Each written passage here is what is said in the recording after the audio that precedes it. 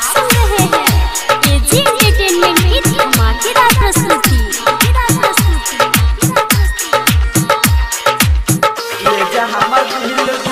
DJ Manish Raxaul.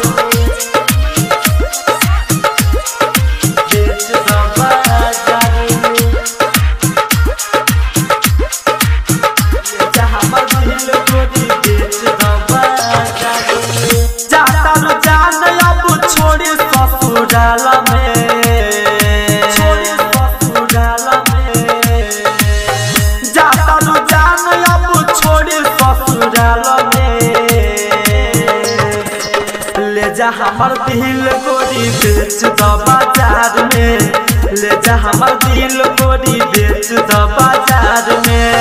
जाता रुझान अब छोड़ी ससुराल में, छोड़ी ससुराल में।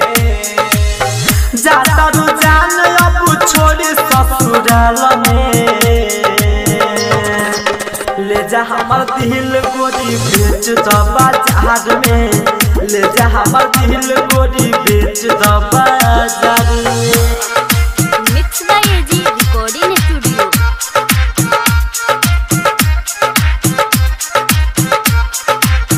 ले जा हमर दिल गोरी डीजे मनीष रक्सौल। बेच द बाजार में।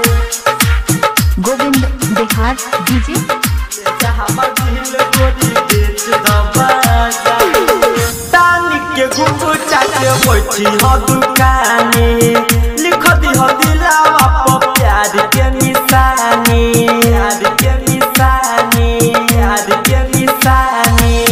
तानी के घुंघटा के बैठी ह दुकानी, लिख दी ह दिलावा पर प्यार के निशानी।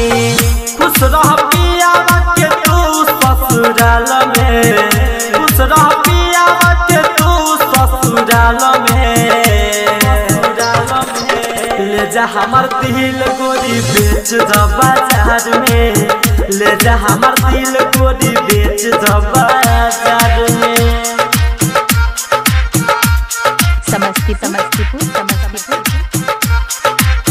ले जा हमर दिल गोरी डीजे मनीष रक्सौल।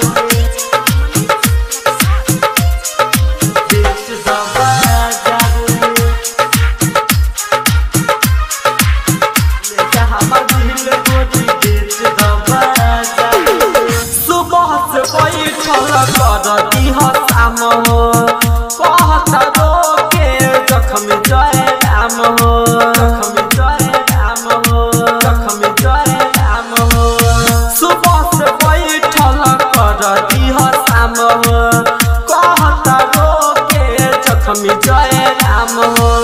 हरी शरण के गोरी प्यार में, भारती निराल के गोरी इंतजार में।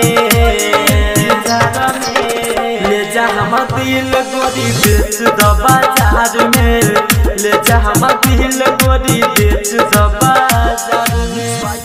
AG recording studio.